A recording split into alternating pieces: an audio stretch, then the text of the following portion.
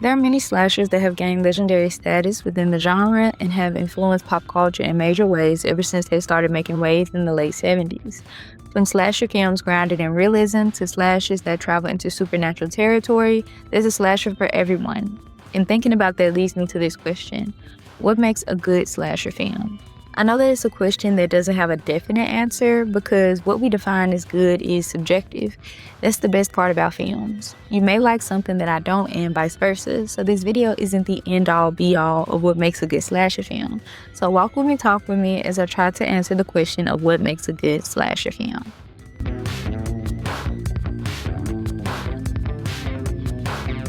Of course, we're going to be talking about one of the most common aspects of slasher films, and that's the deaths of the unfortunate characters in the films. When I think about the deaths in slasher films, I see it in a way that allows the special effects department to shine in the best way, and also how it ties into the storytelling of not just the story as a whole, but with the slasher as well. Because if you think about it, most of the time we find out about the slasher and their motives either through the characters or through how they deliver death to each of the characters, even if their motive is no motive at all, with exceptions, of course. For example, The Strangers, released in 2008. When I first saw this film, I, like many, was traumatized because it really led into the realism of reality and intruders and break-ins. It came around the perfect time because it really leaned into the dark grunginess that took over the horror scene during late 2000s into the 2010s. But it did it without trying, and I feel that wasn't the film's intention at all. But back on topic. There are only two main characters in this film and two official deaths. One being one of the main characters and the friend that came to pick up one of the lead characters, James, after his proposal to Kristen didn't go as planned. How we got to their deaths was slow and methodical. It wasn't rushed, it wasn't abrupt, nor was it violent compared to other slasher films. There was a lot of stalking like slashers, but they leaned more into psychological torture. Technically, the strangers didn't take out James's friend, but James did. At that point in the film, the strangers had convinced James and Kristen that every step they heard was them. Every creak of the floorboards was them. Every record that echoed throughout the house was them.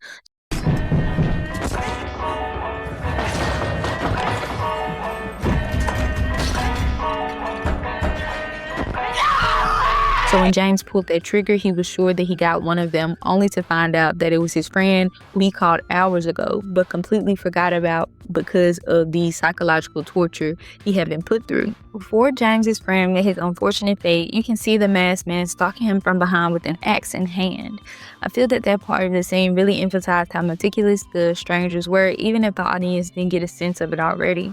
I feel it not only raised the tension of the scene and skillfully misled the audience, but it also showed how the strangers have a plan A, B, and C. He was ready to strike just in case he decided to turn back. To me, the entire film shows how the strangers genuinely see the main characters as prey to be hunted for sport and to build their bond as this sick and twisted family. Every time I think about the strangers, they didn't ever come across as like they enjoy stalking and preying upon the unsuspecting main characters, but more of as a game that they bonded through, which is obviously not okay and definitely not normal. So seeing as the deaths can be a device in slasher films that can not only showcase the talent of the special effects department, but can also reveal a lot about the story and slashers of the film. You can even look at a slasher like Freddy from a Nightmare on Elm Street franchise. Originally, Freddy was a slasher that really used his supernatural abilities to take out the characters, but it wasn't yet a personal attack on their fears, despite the fact that each death was very gruesome and personal because of him trying to get undeserved revenge on the parents. From dragging Tina, literally, to the very intense death of Rod in his cell, you could tell these deaths were personal for Freddy, but he also did them in a way where it seems as though, to me, he didn't want to get caught. He framed Rod for Tina's death, and it's framed as if Rod took his own life because he couldn't live with what he did to Tina.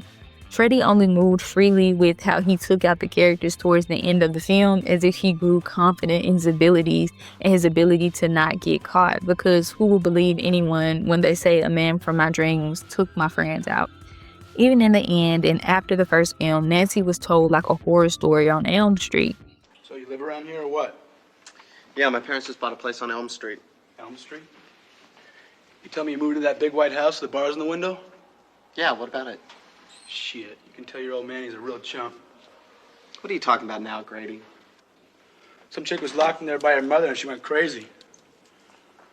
She watched her boyfriend get butchered across the street by some maniac. You're full of shit, Grady. the girl who went crazy after all her friends died, and not what truly happened.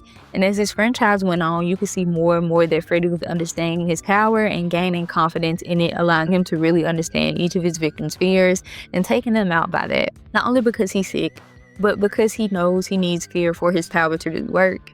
I know you may think that doesn't make sense because there have been multiple instances where Freddy still used real-world logic to cover his tracks, like having the character Sheila from A Nightmare on Elm Street 4 The Dream Master seem to die from an asthma attack in class.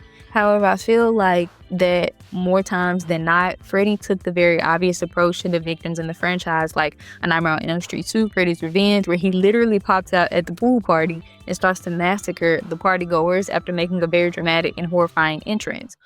Surprise, motherfucker!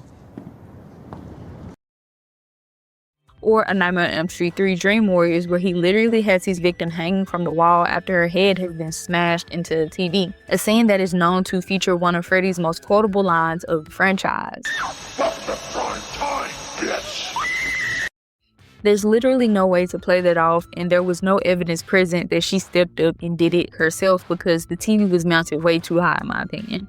We can even go back to the original film. Every time he visited Nancy in her sleep, he couldn't really get to her, so it felt like to me he was trying to build up fear in her because she was the only one in the friend group really going towards him and the danger to figure out what was going on. She even went in her dreams to pull him out to fight him one-on-one, but to continue. Freddy even admitted this in the franchise, saying how he can't come back if nobody's afraid, so he uses Jason to spread that fear. So the death in a slasher film can not only be something to scare and shock the audience, but can be a part of the storytelling to inform the audience about the slasher of the film and their motives, regardless if that slasher speaks or not.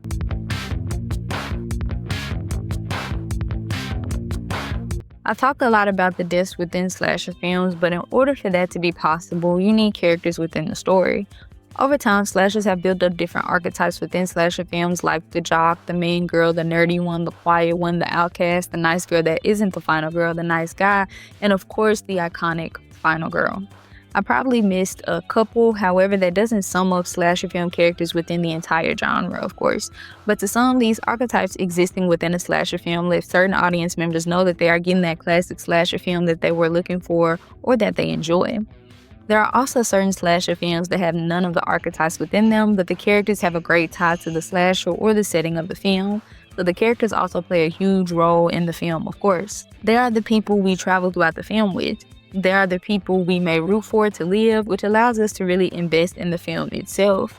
What is any film without the characters that exist within them? And slashers are not the exception. Because of the characters throughout slasher films, we are given great characters like the final girls to follow along with and experience what they experience in real time. Honestly, without the characters, whether they be main or side characters, we wouldn't get fun moments like this.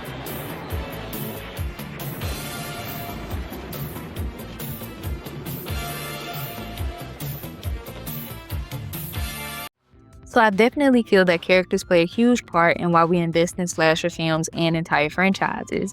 We grow with the characters and we get to see how they evolve, and they can even be the reason why we show up for the slasher film in the first place. Great examples of this are the Halloween franchise, the Scream franchise, and the Child's Play franchise.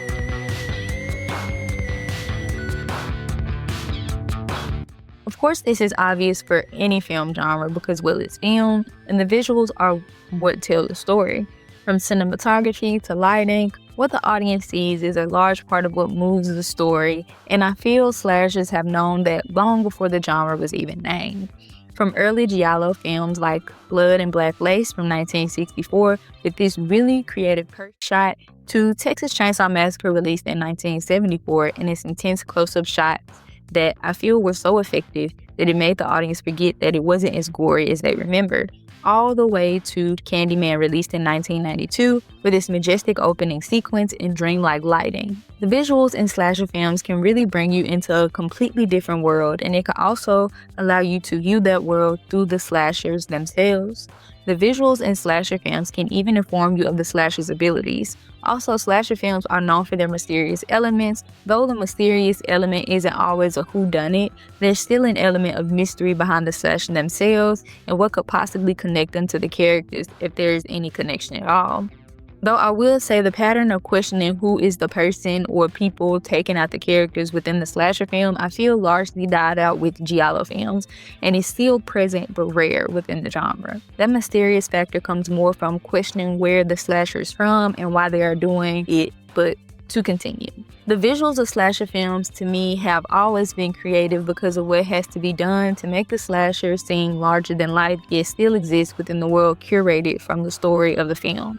So if done correctly, the visuals of the film can be the alley-oop that the slasher within the film needs to really capture the audience. Even outside of that of the slasher, it can allow the audience to really invest in the world of the film and how things work within that world. For example, some people really enjoy seeing how the A Nightmare on Elm Street franchise will bring the dream world to life through different special and visual effects.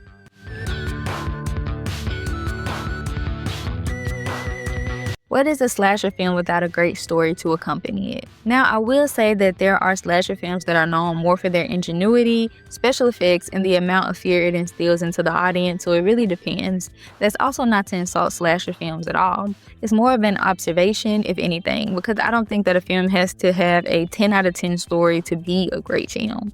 For example, there are plenty of great action films that have a great impact on cinema, even though the action film genre isn't known for its storytelling. There are action films that made a huge impact on cinema for the way that they translate fight scenes on screen to the audience and their innovation in stunt work. A great example of this is The Raid Redemption, released in 2011, and The Raid 2, released in 2014, with their intense, shocking, and realistic fighting scenes and the use of the environment as well. I also like how in both films the fighting scenes feel long and tiring in a good way, because I feel that's how it is when humans are fighting for survival. You can feel the exhaustion of the protagonist with fight after fight after fight. I feel like you can feel the resilience of the protagonist to fight through the exhaustion to survive and do what needs to be done. That's not to say that these two films didn't have great storytelling though. There are slasher films out there that have great stories like Black Christmas, released in 1974, that effectively used Jess's ex-boyfriend as a red herring for the real slasher of the film, or even Scream, released in 1996, in its meta-storytelling. I'll even throw Friday the 13th back into the ring again and say how Pamela being the slasher at the end of the film was not only shocking, but something that isn't commonly done in the slasher film genre even now. So it was a great plot twist for the end of Friday the 13th and for the audience. So there are plenty of slasher films that are known for their effective storytelling, but is it what makes a good slasher film?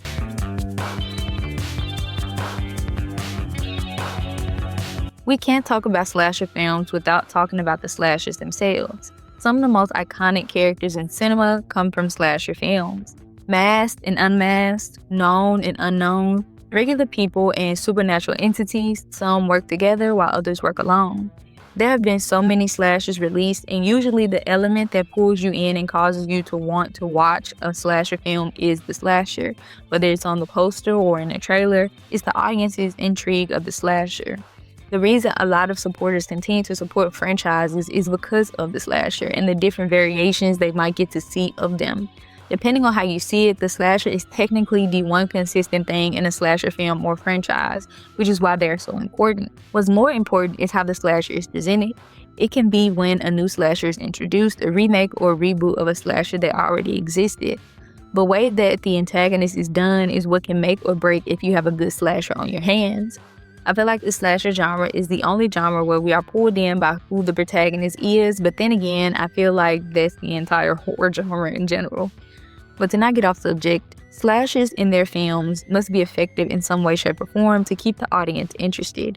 If a slasher isn't effective in entertaining or scaring the audience, it can pull them right out of the film. The slasher doesn't even have to exist in a form of realism for the audience to be interested. I think as long as they're grounded in the film itself, then it works. Really setting that tone for what the film is from the get-go really helps that as well. For example, Child's Play that was released in 1988. I feel like the trailer really pulls you in because you're wondering what the heck this film is. However, once you watch it, it lets you know that they're going full supernatural in the opening scene at the toy store, causing you to be completely okay once Chucky finally reveals himself as being a live doll in the film. Shocking, but not something that pulls you out of the film because the film already established what timing they were on from the jump. An established slasher is really important in the slasher genre. However, there are some slasher films that aren't known for their appointed antagonists. Examples of this are films like Your Next from 2014 that I feel is known for how tactical the final girl of the film is. What makes a good slasher film is not only subjective, but it's very interchangeable because it's based on what the film decides to focus on and what stands out to the audience. But if I had to pick one, I'm gonna pick the predictable answer, and that is the slasher of the film. You literally can't have a slasher film without a slasher that truly anchors the film, even if that's not what that slasher film is known for. There would be no plot without a slasher. Like I mentioned earlier, as long as the slasher is grounded in the reality of the film and the film sets that tone earlier, then it doesn't matter if the slasher is a real person or a supernatural entity or even a group of people. You need that slasher for everyone to be scared of and root against, but also keep the audience engaged. I do want to give an honorable mention to the scores of different slasher films. The way that we can identify a certain slasher by the score without even seeing any hints of them, I think is something really cool within the slasher genre as well. I know it's not unique to the slasher genre, but I just wanted to give it a shout out. Like when you hear the score for Candyman, how could you not immediately think of him? Or the score from the Halloween franchise every time Michael Myers pops up on the screen, which I feel is arguably one of the most referenced scores in pop culture and cinema history. Did I use this video as an excuse to talk about the multiple elements of a slasher film? Yes, I did. And I hope y'all enjoyed this quick video. What element of a slasher film do you feel makes a good slasher film if you had to choose one? Let me know below. Thank y'all so much for watching, and remember to keep it kind. Peace.